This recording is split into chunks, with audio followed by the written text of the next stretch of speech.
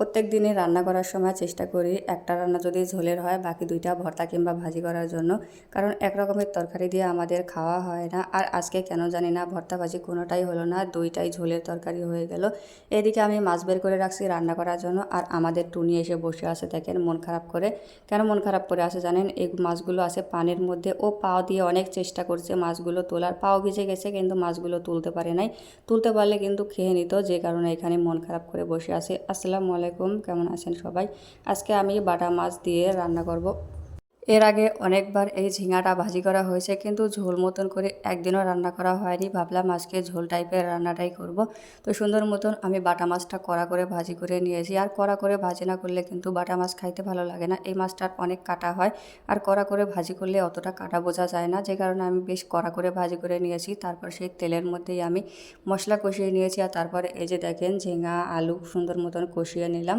তো সুন্দর মতন কষিয়ে নেওয়ার পরে আমি এর মধ্যে পানি দিয়ে দিচ্ছি। বেশি ঝোল থাকলে এই জিনিসটা খাইতে মজা লাগে না, তো অল্প পরিমাণেই ঝোল দিয়ে দিলাম। কষানো টাইপের রান্না করব। এদিকে রান্না মোটামুটি হয়েই গেছে, বলকটা উঠে আসলেই রান্নাটা হয়ে যায় বলা চলে। আর অন্যদিকে আমি তো তরকারিতে লবণ দিতেই ভুলে গেছি।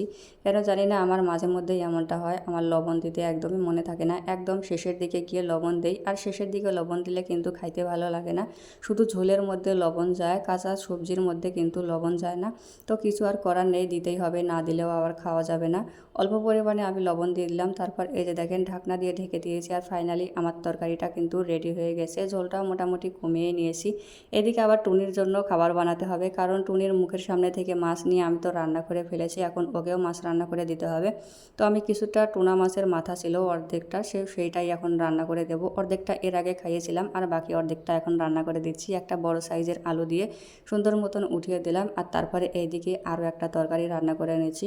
সজনে ডাঁটা আর আলু দিয়ে মাছের ঝোল করব আজকে। তো এখানে আমি রুই মাছ মেখে নিচ্ছি, আর ওইগুলো ওইখানে ধুয়ে নিয়েছি। সজনে ডাঁটাটা কিন্তু খাইতে কিন্তু অনেক বেশি ভালো লাগে, আর এই জিনিসটা এখন আমার মেয়েও খায়। আগে তো ও খাওয়া বুঝতো না, একদম খোসাসহ মুখের মধ্যে নিয়ে নিত, আর খাইতে পারতো না। কিন্তু এখন যদি এটা দিয়ে ওকে ভাত দেওয়া হয়, ও ভাত রেখে আগে এইগুলোই বেছে বেছে খায়, তারপরে গিয়ে বসে খালি খালি ভাত খায়। তো সুন্দর মতন আমি রুই মাছগুলো ভাজি করে নিয়েছি, তারপরে মশলাগুলো কষিয়ে নিয়েছি। এখন এই যে দিয়ে দিচ্ছি সজনে ডাঁটাগুলো। সজনে ডাঁটাগুলো যখন নামে তখনই মোটামুটি স্বাদটা বেশি থাকে, পরের দিকে গিয়ে স্বাদটা একটু কমে যায়। তারপরেও ভালো, কিন্তু এটা স্বাস্থ্যের পক্ষে অনেক উপকারী। তো এখানে সজনে ডাঁটার মধ্যে 3-4টে ছিল একদম মোটা মোটা, তো ওখান থেকে আমি বিচিগুলো ফেলে দিয়েছি, কারণ এই বিচিগুলো যখন পোক্ত হয়ে যায় দাঁতের নিচে পড়লে পটপট করলে খাইতে একদমই ভালো লাগে না। আর তারপরে এই যে দেখেন এগুলো মোটামুটি সবগুলোই জ্বালা। তো সুন্দর মতন আমি কষিয়ে নিচ্ছি। এর আগে তো অনেকভাবে রান্না করে খাইছি, আজকে মাছ দিয়ে রান্না করবো। মাছ দিয়েও কিন্তু অনেক বেশি মজা হয়। তো কষিয়ে নিয়ে আমি এর মধ্যে পানি দিয়ে দিলাম। তারপরে এই যে দেখেন এখন শুধু মাছটা দিয়ে বলকটা চলে আসলে কিন্তু আমার রান্নাটা রেডি হয়ে যাবে। আজকে আর অন্য কিছু করতে পারলাম না, দুইটাই কেন জানি না মাছের তরকারি হয়ে গেল। তো এই যে বলক চলে আসছে, আর আমি মাছটাও দিয়ে দিয়েছি। তো টোটালে 4 চাকা মাছ দিয়েছি আমি। এখন সুন্দর মতন একটা বলক চলে আসলে কিন্তু আমার রান্নাটা রেডি হয়ে যাবে। অনেক সময় আমি আমার ছেলেকে কোলে নিয়ে রান্না করি, কিন্তু এখন ছেলেটা আমার কোলে নেই, এখন ও ঘুমিয়ে আসে। আর আমি যেই কারণে ঝটপট রান্নার কাজটা সেরে নিচ্ছি। তো এই যে আমার রান্না বান্না হয়ে গেছে। তো আজকের মতন এই পর্যন্ত, সবাই ভালো থাকবেন, আল্লাহ হাফেজ।